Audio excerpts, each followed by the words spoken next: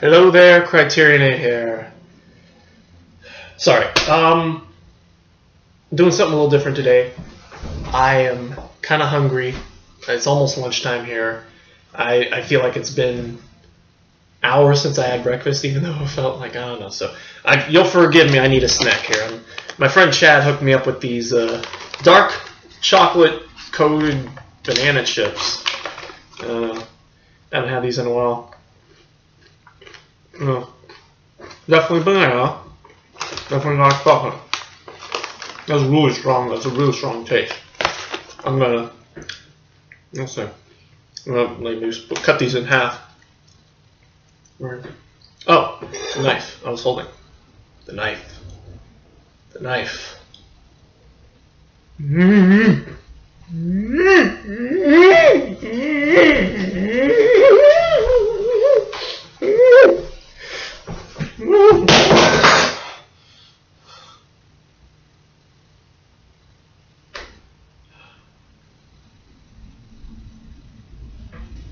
Number 367, Robert Day's The Haunted Strangler.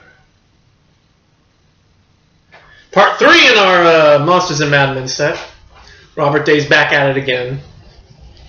And, yeah, 1958, 79 minutes, I believe. Black and white.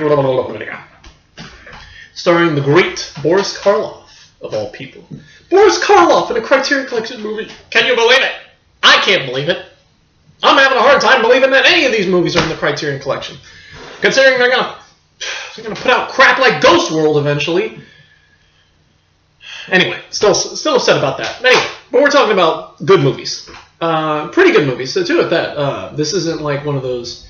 I mean, it's a B movie, yeah, but Karloff put his all into it, and I think they said Karloff really liked the project, so he was really into giving it his all and all that good stuff. So anyway, so Karloff plays this novelist who's writing about this murderer who apparently, like this guy who's wrongfully hung, back in the 1800s or something like that, and so he goes around and he's interviewing all these people who knew him, or I guess, or maybe, I don't know, it's like maybe it was, I think it's set in the 1800s and 1900s or something, 1800s or something like that. And like, yeah, this young man is hung, but the author, whose name I can't remember, Boris Karloff's character is wrongfully, believes that he was wrongfully hung. And so he goes about with his assistant who's, I guess, his note taker, his assistant who's going to marry his daughter. Although throughout the movie, you kind of get the impression that they have sort of a thing going on, Karloff and his assistant, And when they go to this dance hall with these burlesque ladies dancing and all that, doing can things and all that, and like they both seem extremely uninterested in either of them, even though they're like throwing themselves at them basically. They're like, yeah, tell me about the murder. Yes, that's very interesting. We were talking about this, and they're like, well, I never, because that's how they talk. That's how ladies talk back then. Well, I never, Anyway, so at one point, Karloff's character, whom I should look this up. Karloff's character, whose name is incoming, he believes that I guess they needed proof of the knife or something, and so he is led to believe that the knife was buried with the body. Let me see, what is his name? Edward Stiles, yeah. James Rankin, that's Boris Karloff's name. Yeah, so he goes there and finds out. So he ends up, becoming, really obsessed with it, to the point where the case where in one point, Rankin ends up digging up the grave of the murderer, not Harry Styles. That's the One Direction kid. I knew I'd get that wrong. Edward Styles. Close enough. Maybe it's a relative. Edward Styles. He digs up his grave and finds out that the knife was buried with him. However, when Rankin picks up the knife, he starts to change. Something comes over him, and he becomes overbite. Yeah. And Rankin ends up becoming the haunted Strangler. You know, and goes about killing people, and nobody believes him. Rankin becomes, aware that he's, performing these murders, and becomes somebody else, and so he ends up, confessing and saying, no, you didn't do it. They just say, oh, you're crazy, They put him in a mental ward, and so yeah, there's that, and basically, that's basically it. I mean, he ends up. But in the end, once they finally, he ends up becoming so strong that, he ends up breaking out.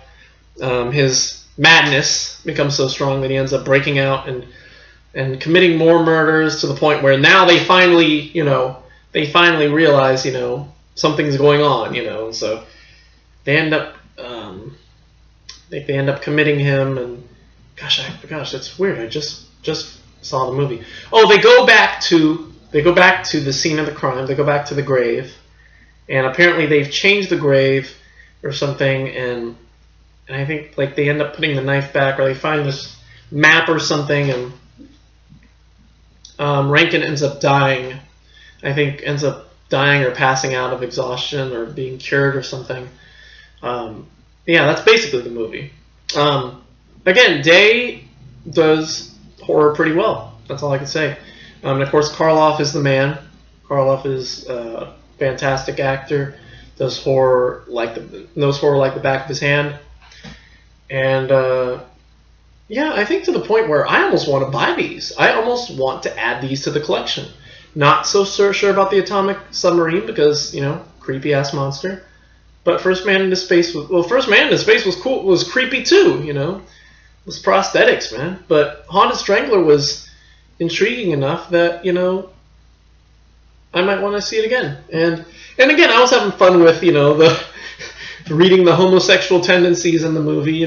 Just like obviously they're not there, but most people on Tumblr probably would read them today. Anyway, enough about that. Let's talk about the movie. Let's rate the movie. I give it an A. This is another fantastic horror film. I guess this is the Madmen side of the this is the Madmen side of the project or whatever, or the title, the set, and yeah. So anyway, yeah, give it an A. It was good little horror flick. Karloff is amazing. End of story. So, as you know, I don't have the DVD for this one. I had to do it on FILMSTRUCK, and I'll have to do that for Quarters of Blood for tomorrow as well. However, FILMSTRUCK does have one of the supplements on it. There's an interview, a 12-minute interview with Robert Day and Gene, I forget his name. Maybe it says it on the Wikipedia page. Jan Reed, who is the screenwriter, I think, as well as interviews with Gene Kent and Vera Day, who are two of the ladies in the movie. I think Gene Kent played one of the Gene Kent played Cora, who's one of the main dance hallers, and then Vera Day, who played Pearl, I think, who was his daughter, I believe. And so yeah, it's a fantastic little movie. And yeah, they talk about how the movie was made, and it was mostly working with Karloff. Mostly, the majority of his, oh yeah, Karloff is such a nice guy, he's so cool. I wish he was still with us, even though he'd be like 490 years old, And yeah, so that's basically all. There's that. As far as the rest of the DVD, still not done with the supplements. There are a bunch of deleted scenes that apparently are on The Haunted Strangler and Quarters of Blood. So I'll still need the DVDs, so this is not a complete review. of the Criterion edition. And yeah, they should probably work on these before they put anything like safe on there, you know, because who really wants to see that much Julianne Moore, really? Anyway, pardon me. Haunted Strangler, fantastic movie, and that's basically that. So, anyway, that's it for me. Thank you for watching. Tomorrow, Quarters of Blood. Morals for now. Don't get so wrapped up in your case that you end up evolving and changing.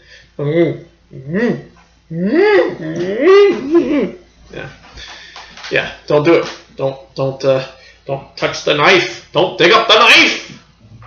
Anyway, yeah. So, and that we'll leave it at that. So, anyway, that's it for me. Thank you for watching. We'll see you all tomorrow for Quarters of Blood, rounding up our monsters and madmen set. Anyway, until then, goodbye.